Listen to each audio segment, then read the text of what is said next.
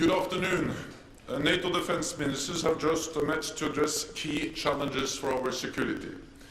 This includes stepping up our support for Ukraine, strengthening our deterrence and defense with forces, capabilities and stockpiles we need, and protecting critical infrastructure with more presence, resilience and intelligence sharing. We addressed Russia's brutal war of aggression against Ukraine.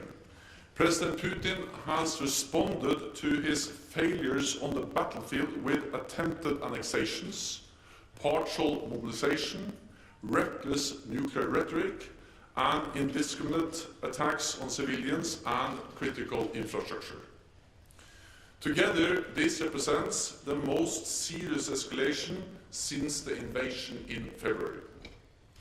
We welcome yesterday's vote in the United Nations General Assembly, condemning Russia's attempted annexations and calling for the reversal of these illegal decisions. This is a clear and strong message that Russia is isolated and the world stands with Ukraine in defense of the rules-based international order.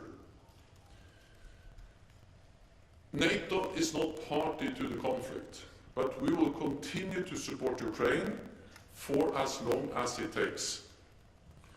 Last night, Ukraine's Defense Minister Alexei Reznikov joined us and gave an update on the situation on the battlefield.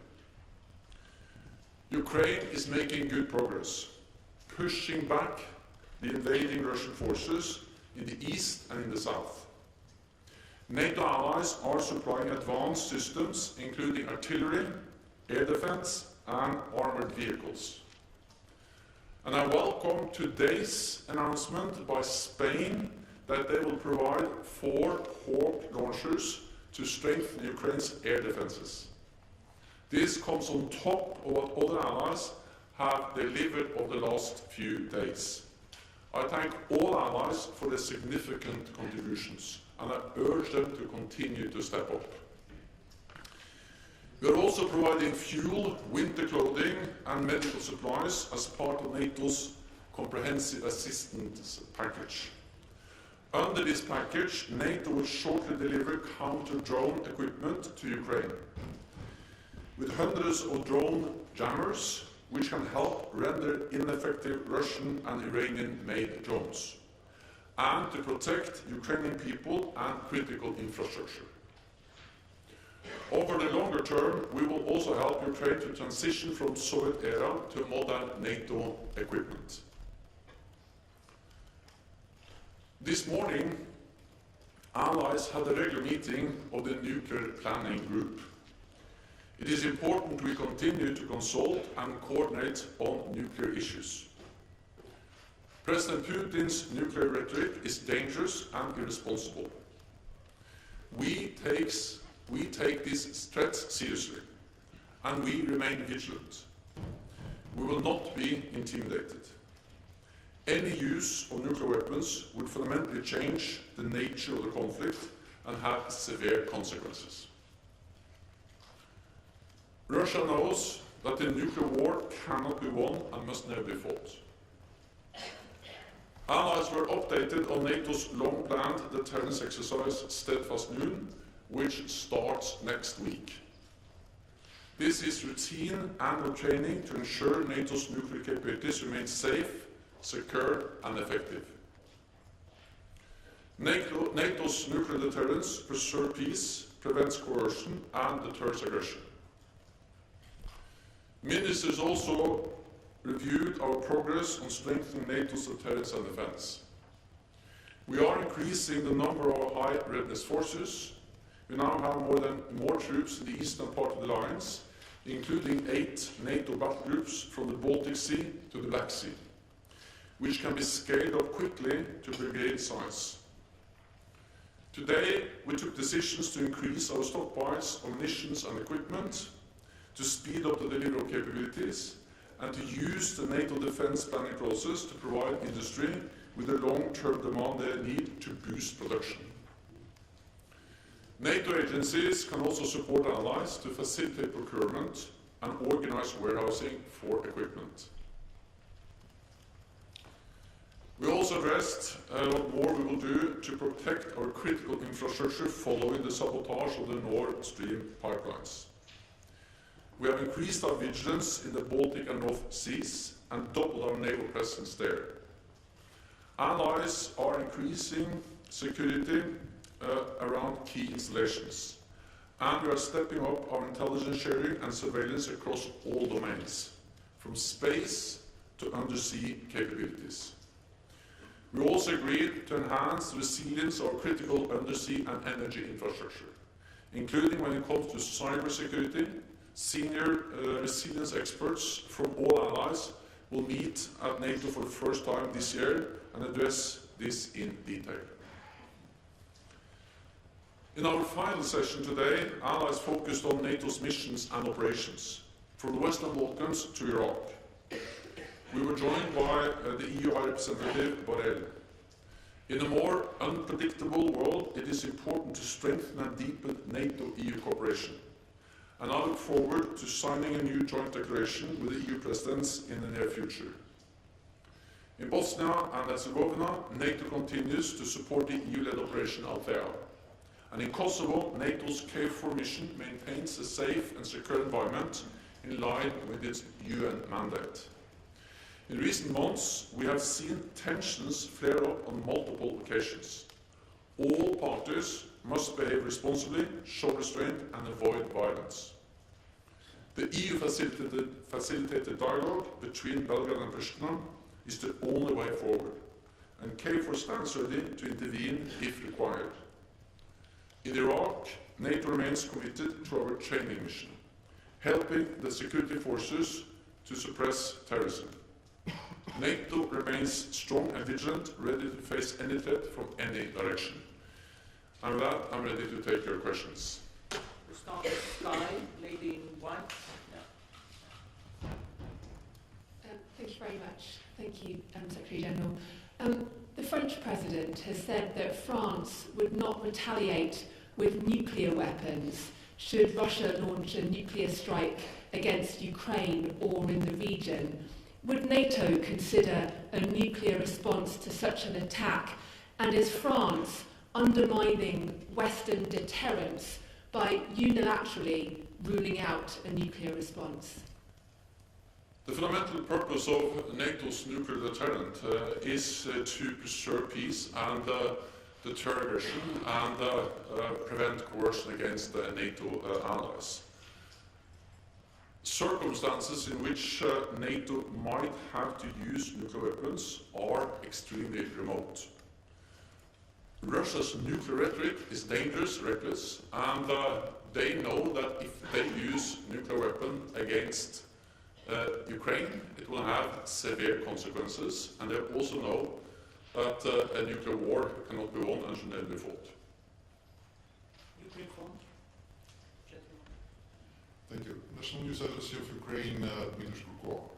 Secretary General, you just mentioned that the exercises you will hold next week will be routine one. But would you consider some kind of scenario taking into account the Russian rhetorics? Because right now they are threatening to blow up by the nuclear weapons the Ukrainian bridges. But that means the contamination of soils and waters, which is dangerous not only for Ukraine, for Russia, and also for Europe. Could that kind of development trigger the Article 5? Thanks. The Steadfast Noon exercise is a long planned exercise. It's an annual exercise. It was planned before the invasion of Ukraine, and we have been transparent on this. And the purpose of that exercise is to ensure that our nuclear deterrence is safe, secure, and effective.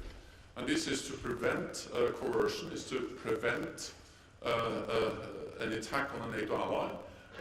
It is to preserve peace, because we know that our nuclear deterrent is our ultimate deterrence.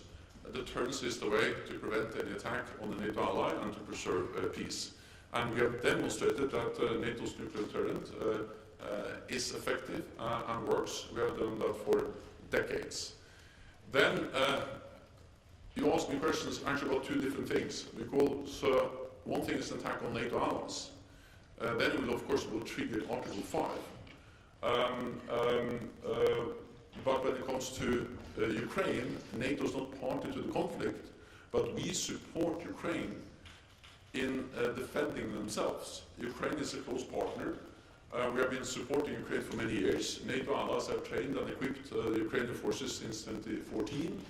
And of course, after the invasion in February, allies have stepped up, and over the last also months and weeks, we have further delivered further and even more advanced systems to help Ukraine protect themselves against the brutality of the Russian military forces. Okay, Frank Talgerman is second. Secretary General, over the past days you've said numerous times that you haven't seen any indications that Russia may be preparing a nuclear attack. Now, it's also going to hold its nuclear exercise soon, and in the context of this, I wonder how it will be possible to distinguish preparations for a full-scale nuclear exercise from preparations for a nuclear attack. NATO and NATO allies, we have very good intelligence. We are working hard. We have monitored Russian nuclear forces for decades, and of course we will continue to monitor them very closely, and we will stay vigilant. Also, when they now start a new exercise. What I can say is that this exercise, the Russian exercise, is an annual exercise. It's an exercise where they test and exercise their nuclear forces. We will monitor that as we always do, and of course we will remain vigilant, not least in light of the veiled nuclear threats and the dangerous nuclear rhetoric we have seen from the Russian side. Again, the purpose of NATO is to prevent war, is to prevent any use of nuclear weapons, and therefore we are also communicating this so clearly also to Russia. Reuters. Sabine Siebold with Reuters, thank you. The Secretary General, a NATO official yesterday said in case of a Russian nuclear attack on Ukraine, NATO or NATO allies were almost certain to respond physically. Could you explain that to us? What would that mean? Would that mean respond with force? It will have severe consequences if Russia uses nuclear weapon, any kind of nuclear weapon against Ukraine. This is something Russia knows, something NATO and NATO allies have communicated in different ways to Russia, and we will not go into exactly how we will respond, but of course this will fundamentally change the nature of the conflict. It will mean that a very important line has been crossed. Even any use of a smaller nuclear weapon will be a very serious thing, fundamentally changing the nature of the war in Ukraine, and of course that will have consequences, and Russia knows there will be consequences. Army from Ukraine, here in the middle. Thank you. Paul McVeigh with Politico. Russia has attacked civilian targets in Ukraine from the start of the war, but it's really ramped up this week. Do you think these attacks are deliberate, and do they constitute war crimes? We have seen throughout the whole war attacks on civilians. We have seen horrific attacks on civilian infrastructure, on hospitals, on residential areas, and we have seen a high number of civilian casualties. And of course, any deliberate attack on civilians constitutes a war crime. That's also the reason why it is so important to now support the ongoing investigations. NATO allies are providing support to Ukraine so they can collect facts, make available all the documentation which is necessary. And then this is important to ensure that those who are responsible are held accountable for war crimes committed in Ukraine. Wall Street Journal. Dan Michaels, Wall Street Journal. Winter is going to make war fighting hard for both sides. Does Ukraine have enough support in the particular equipment it needs from NATO members and from the contact group to continue pushing its recent offensive throughout the winter? Thank you. The main message from the meetings in Brussels today and yesterday in the NATO Defense Ministerial meeting and the US-led contact group was to mobilize more support for Ukraine, not least in light of the fact that the winter is coming. So there has been a lot of focus on winter clothing, on equipment to enable them to also operate throughout the winter, generators, tents, and other things which are extremely important to enable the Ukrainian forces to operate also throughout the winter. Then I think I will leave it to the Ukrainian commanders to comment exactly on how they will operate, but our task is to enable them to also be able to conduct meaningful operations throughout the winter and continue to supply them with everything from fuel, winter clothing, tents, to advanced weapon systems, air defense, armored vehicles, and advanced artillery. We'll now go to Army for Ukraine. Gentleman with glasses. Yes, good afternoon, Igor Bryan, Army Inform. What will NATO do to help to protect Ukraine's civilian infrastructure and the military to outlast the war? Well, NATO will step up what NATO and NATO allies and partners have now done for several months. We have already delivered unprecedented support to Ukraine, and this has helped the Ukrainians to make the gains they have made over the last weeks in the war against the invading Russian forces. Of course, the victories we have seen in Kharkiv and in Kherson, they belong to the brave Ukrainian soldiers. But the support that NATO and NATO allies and partners have provided has enabled them to make these gains. And we will continue and deliver even more ammunition, weapons, and also, of course, air defense systems, partly to protect the forces, the critical infrastructure, but also to protect civilians.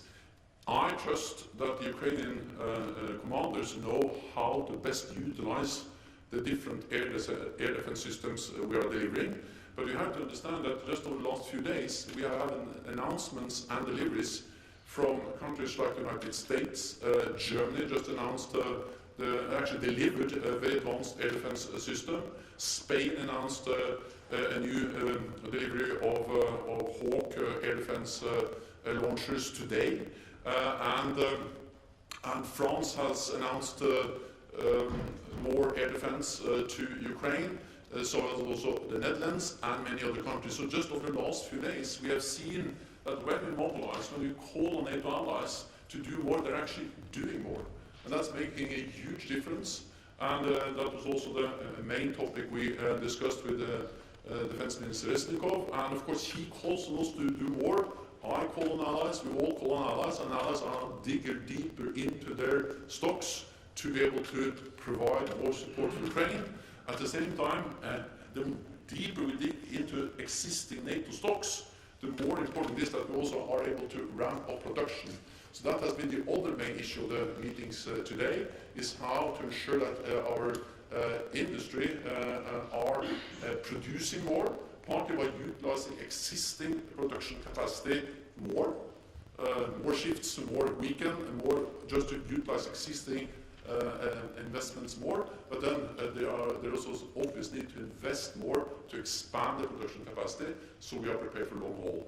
Both to be able to replenish our own stocks for our own deterrence and defense, but also to enable us to continue to support Ukraine. The ATV Kosovo, lady in black. Thank you, from Kosovo. Please, can you give us more details on what you discussed on Western Balkans, especially with regards to cooperation with the European Union? First of all, the Western Balkans is a region in Europe where the European Union and NATO are working very closely together. Of course, we work together in Bosnia and Herzegovina, where NATO supports the EU-led Operation Althea. We all work hard for an extension of the UN mandate for that operation. And the NATO headquarters in Sarajevo is working closely with the EU personnel and EU offices and also operational here in Bosnia and Herzegovina. NATO, of course, has a long history in the Western Balkans. We helped to end the two brutal wars, first one in Bosnia and Herzegovina, then in Kosovo. We have our presence, the KFOR mission in Kosovo. Allies are committed to continue to contribute forces. There were made some new announcements from some countries to step up support for our KFOR mission. We have seen increased tensions in Kosovo, not least related to this license plate issue. And again, we see how NATO troops, the KFOR troops, support the efforts of the EU diplomats to make progress on the EU-facilitated Pristina-Belgrade dialogue. So, and then of course we have many members in the Western Balkan region, and NATO has actually recently we have two new members from the region, Montenegro and North Macedonia, and demonstrating NATO's door is open, and that we are further strengthening our relationship with that region. Monika Đugala-Savić, Federal News Agency for Bosnia and Herzegovina. There is no internal political consensus in Bosnia and Herzegovina to joining the NATO alliance.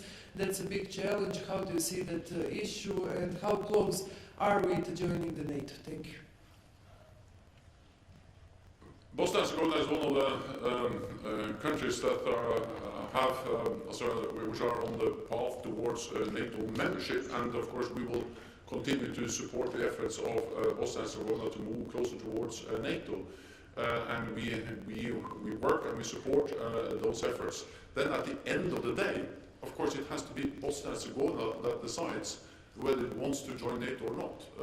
That's for the aspirant country, Bosnia and Herzegovina, and for the 30 allies to decide, soon to be actually 32 with Finland and Sweden, no one else. But of course it has to be something that is wanted by Bosnia and Herzegovina.